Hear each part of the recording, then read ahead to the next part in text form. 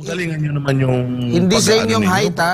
Ulitin nga natin yung parang ano niya. O, tingnan ninyo yung height ng mga pulis tsaka height niya. Oo.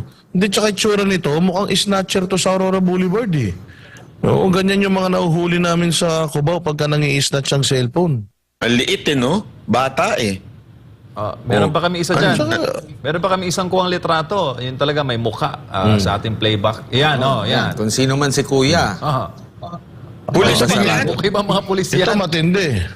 Hindi yung balbasarado, yung banat ba, balbasarado. yung, ano, yung matanda. At least walang wala niya, discrimination. Paano? Hindi, bakit? Sa tingin mo ba, wala pang 60 years old dyan? Di pa Actually, nagre-retire yan? 56 ang ano, di ba? Retirement. 56 or 55 sa police. Siguro nasa ano lang yan, 54. Hindi, tsaka yung bago mga lang ganyan talaga. itsura. Tsaka ito yung nakuha kong information mahigpit na ipinagbabawal ang pagsusuot ng hindi prescribed, like kagaya dyan sa sapatos.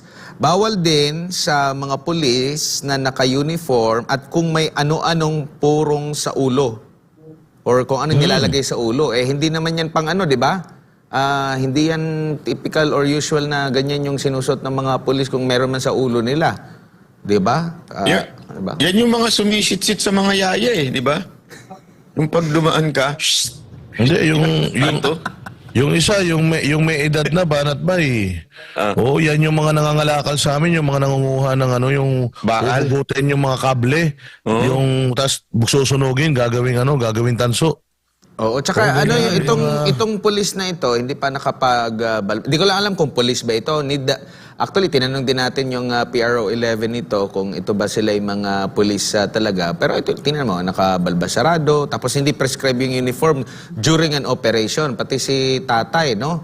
Mahigpit na ipinagbabawal dyan. And kung talagang ito yung mga private individual, di ba mahigpit na ipinagbabawal sa sino man na magsuot ng mga uniforme ng pulis ang isang private at hindi authority. Oo, Bawal ano nga yan, bumili talagang- na di ba? Pinaguhuli na yan. wala yan. Ngayon, wala. Yung panahon ni ano ngayon, yun yung vlogger, nakasuot ng team leader sa pulis eh. Di ba? O, kaya talagang bastusan na ngayon eh. Wala nang, basta ang batas, applicable lang yan sa mga kalaban. Di ba? Yung pagkakailangan